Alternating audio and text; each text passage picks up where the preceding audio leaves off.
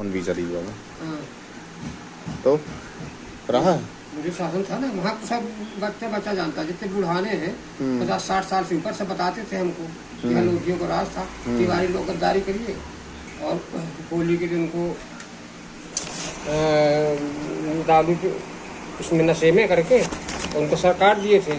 अच्छा, राजा का? हाँ, राजा का वो मंत्री, और खुद उनको अधरजिया तिवारी जो थे तो वो गद्दारी किए उनके साथ, और आधा राज ले लिया वो। अधरजिया तिवारी मतलब आधे राज का वो देखे? हाँ हाँ, जो तिवारी थे आधे राज का उनको प्रलोभन दिया, प्रलोभन दे करके उनको सर कटवा दिए।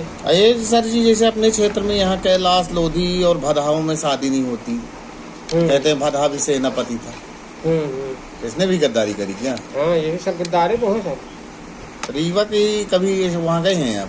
कहाँ? किला उला में घूमने? हाँ, गए हैं ना किला में घूमने। तो इस समय लोधियों का इतिहास जैसे नहीं लिखित मिल रहा है तो कहाँ मिलेगा? ये लोधियों के इतिहास वहाँ के जो बड़े बुजुर्ग हैं, जो पुराने लोग हैं, वो सब बताएंगे। बहुत लोग बताते हैं इसके बारे में। नहीं तो ये तो है, किंवदंतियाँ तो बहुत हैं। किंवदंतियाँ तो सतना, नागौर, रीवा, आसपास सब कोई जानता है कि रीवा में लोधियों का शासन था। हाँ हाँ।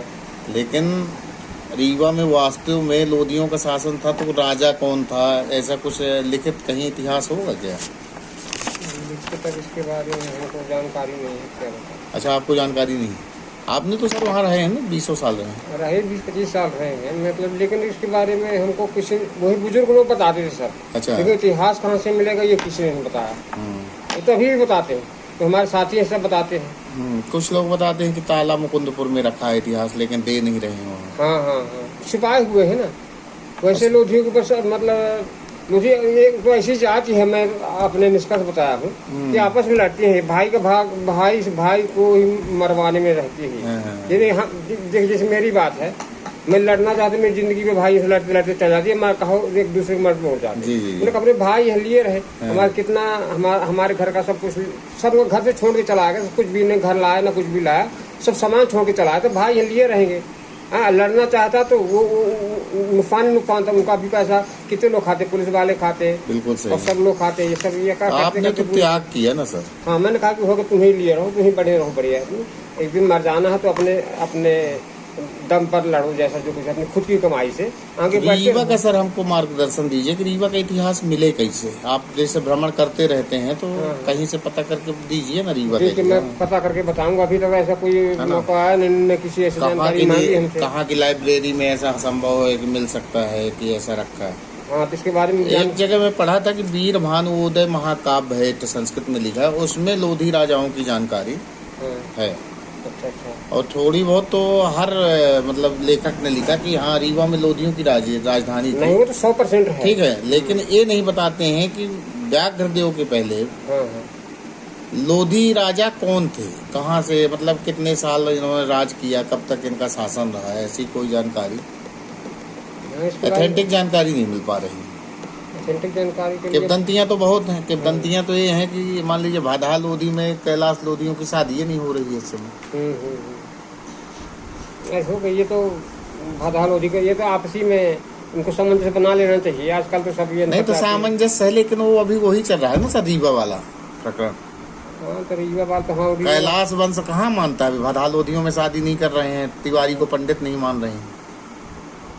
अधरजिया तिवारी को पंडित कहाँ मानते हैं? उनको मानने नहीं चाहिए। हमारे साथ गद्दारी किया है। गद्दारी की है तो गद्दारी भदहा भी किए है ना।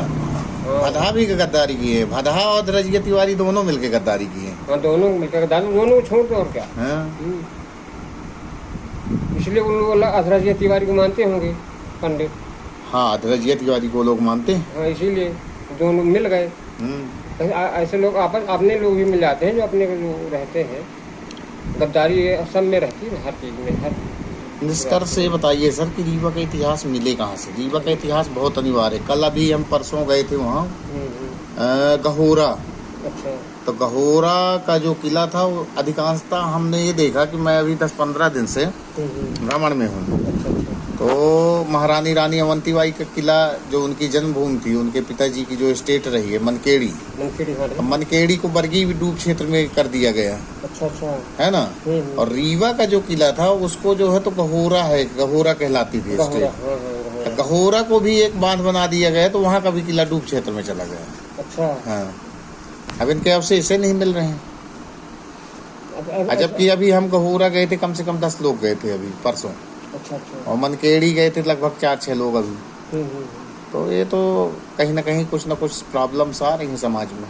हमारे प्रॉब्लम ऐसे क्योंकि अपने समाज को ये तो जैसे ये सब होता है अपने जो आगे का अगुवाई है, जैसे भी अगुवाई कर रहे हैं उनको सब दबा दिया जाता है। जैसे यहाँ प्रमुख जो हमारे उमा भारती ने किया, उनको प्रधानमंत्री सब कुछ बन जाना चाहिए, उनका नाम ही नहीं है। तो उमा भारती जी ने सही कह रहे हैं आप, इस समय वो क्या है कि गंगा यात्रा पे हैं, राजनीति को छोड़ दी हैं। छोड़ा नहीं है उन्होंने, ये सब मजबूरी से छुड़वा दी है ना। हाँ, चलिए ठीक है सर, ये तो राजनीति की विषय है। हमको इतिहास अगर प्रयास करिए, गरीबा का अगर इतिहास मिले तो हमको उपलब्ध करवाइए। ठीक है, मैं पता करूँगा। अभी तक कोई